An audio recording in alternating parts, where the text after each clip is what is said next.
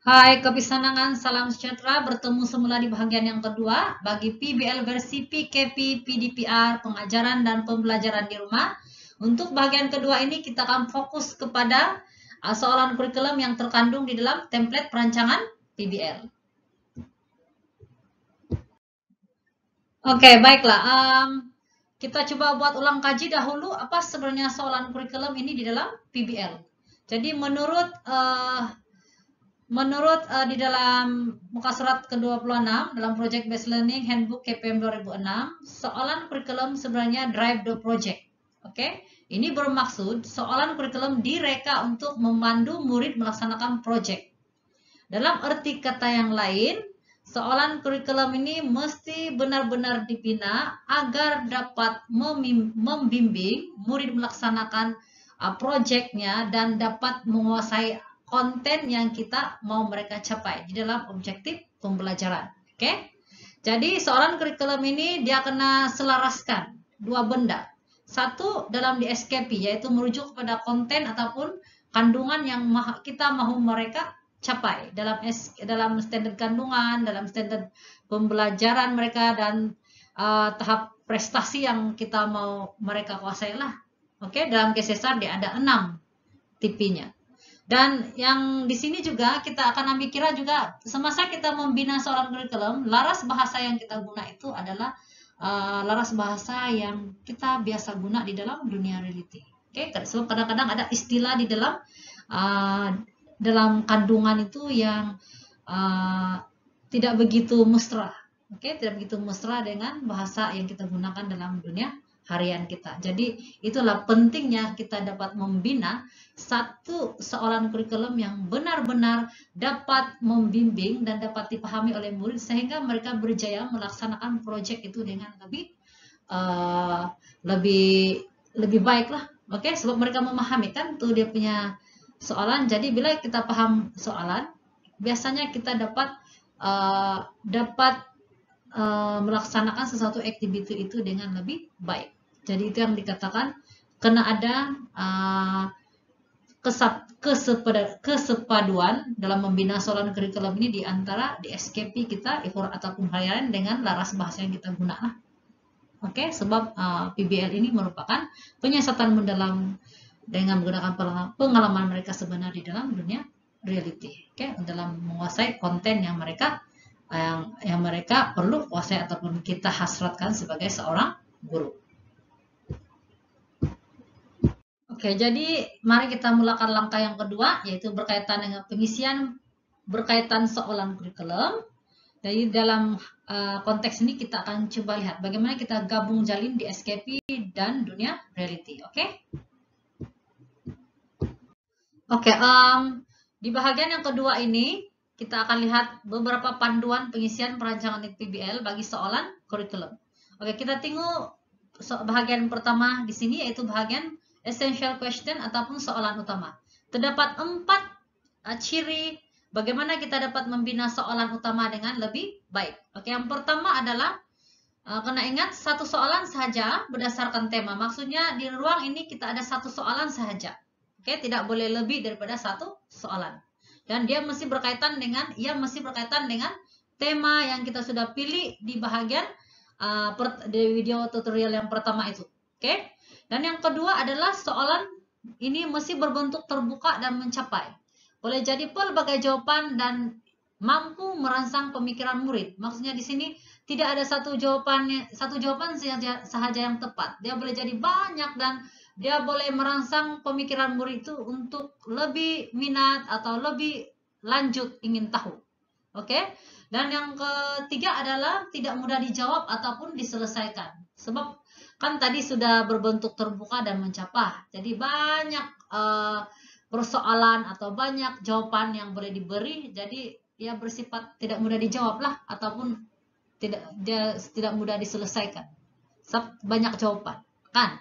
Jadi ciri yang keempat adalah soalan yang berkaitan dengan dunia reality dan dapat memandu proses inquiry untuk project. Maksudnya di sini soalan itu mesti berkaitan dengan dunia reality murid lah. Sekurang-kurangnya mereka pernah mengalami atau melihat begitu supaya mereka dapat bagi respon yang sesuai berdasarkan pengalaman mereka seharian dan kehidupan sebelum ini. Dan yang paling penting, soalan ini juga dapat memandu mereka berpikir. Macam proses inquiry adalah macam mana?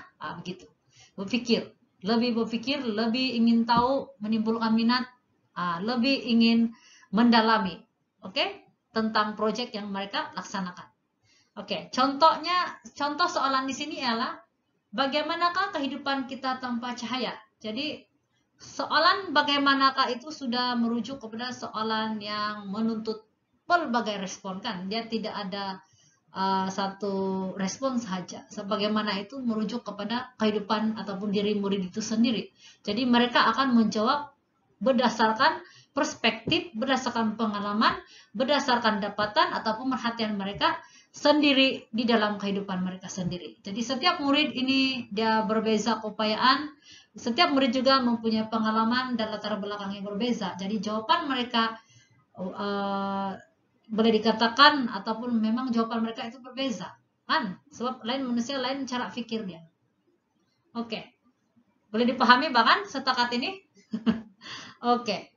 Dan seterusnya dalam unit question ataupun soalan unit. Soalan unit ini juga mempunyai 4 ciri. Pertama, di sini pun satu soalan saja. Di ruang ini ada satu soalan saja. Dan yang kedua, dia mesti berkaitan dengan topik atau unit pembelajaran. Kita tengok ya, ini dia sudah masuk kepada berkaitan kepada apa topik yang kita pilih semasa kita rancang di bahagian maklumat kandungan tadi, di bagian video tutorial yang pertama tadi ya. Jadi yang ketiga, ia mesti menyokong dan meneruskan proses inquiry soalan utama. Maksudnya di bagian soalan utama tadi murid sudah mulai berpikirkan dan mulai menimbulkan rasa minat ataupun persoalan, ingin tahu, ingin lebih, saya mau korek lagi nih, apa lagi nih begitu. Jadi di sini dia meneruskan lagi, dia kasih terus lagi supaya proses pemikiran murid itu berkesinambungan. Berkesinambungan daripada pemikiran ataupun rasa inquiry mereka tadi. Dan yang keempat adalah soalan ini berbentuk terbuka dan mencapai pelbagai jawaban dan merangsang minat murid. Masih lagi berbentuk mencapailah, tapi sudah agak sederhana sedikit sebab dia sudah masuk kepada unit yang kita atau topik yang kita mau mereka belajar. Maksudnya dia perlahan-lahan membantu murid daripada yang umum tadi masuk perlahan-lahan masuk ke arah unit yang mereka mau belajar. Jadi contohnya, contohnya ialah mengapakah cahaya penting kepada manusia. Jadi mengapakah itu dia sudah ke arah memandu murid itu ke arah unit ataupun topik yang kita mau mereka pelajari. Seterusnya kita pergi kepada soalan kandungan, yaitu content question. Di sini terdapat 4 perkara yang kita kena ambil kira lah ketika membina soalan ini. Yang pertama sekali adalah soalan ini minimum 7 soalan. Kecuali mungkin murid pemulihan PPKI dan murid tahap 1 lah. Sebab mungkin ada beberapa keperluan atau isu dan keperluan yang kita perlu ambil kira. Dan yang kedua adalah bilangan soalan bergantung kepada pengetahuan dan kemahiran yang sedia ada dan yang diperlukan oleh murid untuk mencapai objektif pembelajaran. Di sini dinyatakan minimum 7 dan maksimumnya adalah bergantung kepada apa pengetahuan dan kemahiran yang mereka perlu adalah mereka di sini merujuk pada murid untuk mencapai objektif pembelajaran yang kita mahukan lah. Jadi mungkin 8, 10 mungkin begitu bergantung kepada itulah pengetahuan dan kemahiran sedia ada yang diperlukan oleh murid. Dan yang ketiga adalah menjawab soalan-soalan proyek untuk mencapai objektif pembelajaran. Maksudnya di sini ialah kita bina soalan ini dan bila murid jawab, ia adalah soalan-soalan yang membantu murid dapat mencapai objektif pembelajaran yang kita mau mereka kuasai. Jadi soalan-soalan di dalam konten ini adalah merujuk kepada soalan kandungan yang kita mau mereka kuasai di SKP.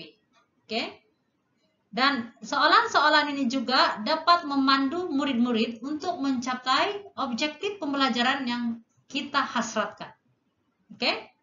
Dan yang keempat, soalan dirancang daripada mudah ke sukar. Maksudnya kita bermula bagi soalan satu itu senang sedikit, dan akhirnya perlahan-lahan menuju ke sederhana dan seterusnya ke arah yang sukar. Sebab ini adalah soalan yang memandu murid melaksanakan proyek itu bermula daripada awal sehingga akhir. Jadi kita boleh nampak bahwa soalan ini dirancang dan bermula daripada yang mudah ke sukar karena mengambil kira tahap atau fasa-fasa pembelajaran yang murid itu akan lalui ketika melaksanakan tugasan. Oke? Jadi contohnya di sini. Yang pertama, apakah sumber cahaya yang ada? Maksudnya ini masih lagi soalan yang mudah. Apakah sumber cahaya yang ada? Soalan yang kedua, apakah sifat-sifat cahaya? Maksudnya di sini sudah naik level sedikit. Sumber cahaya itu mungkin terus dapat nyatakan, mungkin daripada matahari kan tadi. Apakah sifat-sifat? Bila kedua ini dia merujuk sudah, murid kena merujuk sudah. Oke. Apa sifat cahaya itu? Kalau matahari sifatnya apa? Yang ketiga, apakah maksud bias? Bias ini dia merujuk kepada sesuatu hukum ataupun mungkin sesuatu perkara yang berlaku yang perlu dirujuk dengan menggunakan sesuatu formula mungkin, atau mungkin merujuk kepada aplikasi tertentu atau sudah masuk kepada hukum-hukum tertentu. Jadi kita nampak bahwa peningkatan soalan itu ke arah mudah kepada yang semakin sukar. Dan soalan yang keempat, bila merujuk bagaimanakah pembiasan cahaya berlaku, dia akan meminta respon yang lebih kepada murid itu, respon terbuka. Dia sudah menggabung jalinkan pengetahuan secara teori dan pengalaman murid itu sendiri. Disinilah kita nampak. Dan soalan yang kelima, bagaimanakah pantulan cahaya berlaku? Soalan 4 dan 5 ini, pembiasan dan pantulan, murid tidak akan dapat jawab sekiranya mereka tidak kuasai soalan 1, 2, dan 3. Karena soalan 4 dan 5 ini bila merujuk pada bagaimanakah, dia sudah menggabung jalin di antara teori dan aplikasi tertentu dan juga bagaimana murid itu dapat kaitkan dengan sesuatu teori yang mereka pelajari itu dan bagaimana mereka dapat terjemahkan dalam bahasa mereka sendiri. Bagaimana? Bersifat meminta respon sudah kan? Gitu. Yang keenam, apakah contoh kegunaan pantulan cahaya dalam kehidupan? Maksudnya dia merujuk sudah semakin mendalami, semakin melihat kepada apakah aplikasi sebenarnya teori-teori ataupun hukum-hukum yang berkaitan dengan pembiasan dan pantulan ini, bagaimana sebenarnya kegunaan mereka di dalam aspek kehidupan manusia. So kita nampak dia semakin mendalam dan semakin ke arah gabung jalin kehidupan reality murid itu sebagai penyiasat sendiri. Oke? Dan yang ketujuh, berikan contoh fenomena pembiasan cahaya dalam konteks. Konteks apa? Kehidupan murid itu mungkin. Oke, dalam dunia sebenar. So di sini kita akan melihat bahwa semakin soalan ini semakin ke dalam, semakin coba menggabung jalin di antara teori yang terkandung dalam konten dalam DSKP itu ke arah kehidupan sebenar murid, dan mereka dituntut semakin ke soalan yang kelima, ke-6, ke-7 mereka semakin dituntut untuk melihat apa sebenarnya aplikasi ini di dalam kehidupan harian mereka, yang mereka nampak, yang mereka telah alami. Jadi maksudnya semakin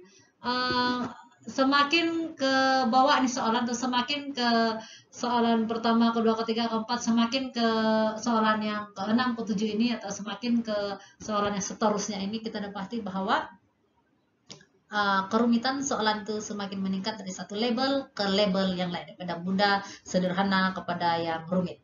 Bagian yang rumit ini biasanya akan memberi impak kepada murid itulah, karena dia sudah mesti harus sudah dia dapat mengaitkan apa sebenarnya yang dia telah pelajari itu dalam kehidupan seharian dia, apa yang dia nampak, apa yang dia rasa, dan apa yang dia lihat dan dia harus memberi contoh. Jadi bila kita ke tahap memberi contoh itu, kita punya pengetahuan itu sepatutnya semakin baik. Kita semakin mahir karena kita sudah dapat memberi contoh. Kita dapat membentangkan apa contoh penggunaan. Kita dapat memberikan apa pendapat kita berdasarkan yang berlaku di dalam penyiasatan kita semasa kita melaksanakan tugas melalui perbincangan kita dengan rekan-rekan tadi kan, atau dengan apa dapatan yang kita dapati menerusi pengalaman sebenar kita yang digabung jalin dengan pengalaman-pengalaman lagi rekan-rekan yang lain, ataupun dalam konteks sekarang PDPR hanya berada di samping keluarga masing-masing. Dan kajian internet kita dapat kaitkanlah, oh di bahagian di negara lain melalui kajian internet ini dapati bahwa ini contoh fenomena pembiasaan cahaya yang berlaku di negara sekian-sekian. Mungkin pengalaman ibu bapak atau nenek yang dulu-dulu boleh dikongsi juga, atau dia sendiri nampak. Jadi bila murid itu ke tahap boleh memberi contoh fenomena, maksudnya dia sudah mencapai satu tahap boleh membentang sudah. Ya sudah dapat kasih kait apa tuh teori, apa tuh konten dengan aplikasi dan apa yang sebenarnya sudah siasat dalam kehidupan seharian dia. Jadi ini yang ditekankan di dalam soalan kandungan. Oke? Memastikan agar dapat memandu murid itu menyelesaikan soalan-soalannya sehingga objektif pembelajaran itu dapat diperolehi, sehingga memandu mereka dapat mengetahui, menguasai kemahiran. Oke, menguasai kemahiran di sini bermaksud menggabung jalin apa yang terdapat di dalam konten atau teori yang mereka pelajari itu dengan kehidupan reality mereka. So inilah sebenarnya yang berlaku di dalam PBL. Oke, ini adalah sampel template perancangan PBL bagi matematik tahun 6. Jadi ini adalah contoh-contoh soalan. Contohnya soalan utama, mengapakah maklumat amat penting dalam kehidupan manusia? So, ini adalah berbentuk mencapah dan memerlukan respon yang berbagai lah daripada murid sendiri. Oke, contoh untuk soalan unit pula ialah mengapakah data-data tertentu amat penting? Jadi kalau kita perhatikan ini sudah masuk kepada topik data. Dia masuk sudah kepada memandu murid ke arah data sudah. Mengapa data-data tertentu amat penting? Jadi ini merujuk pada topik pembelajaran yang kita mau murid kuasai. Oke? Dan seterusnya di bagian contoh untuk soalan kandungan pula ada terdapat 10 di sini. Contohnya yang bermula pada mudah ke arah yang sukar. Yang pertama, apakah maksud pengurusan data? Apakah elemen-elemen data yang sistematik? Apakah maksud dan fungsi mode, median, min, dan julat, diketuk graf, carta palang, dan carta pie, serta kaitannya dengan pengurusan data yang sistematik? Yang keempat, berapakah jumlah data yang kamu perlukan? Oke. Soalan seterusnya yang kelima, bagaimanakah cara menentukan ulangan terbanyak mode suatu data? Bagaimana di sini menuntut sudah? Kita tengok soalan 5, 6, 7, 8 ini menuntut murid sudah.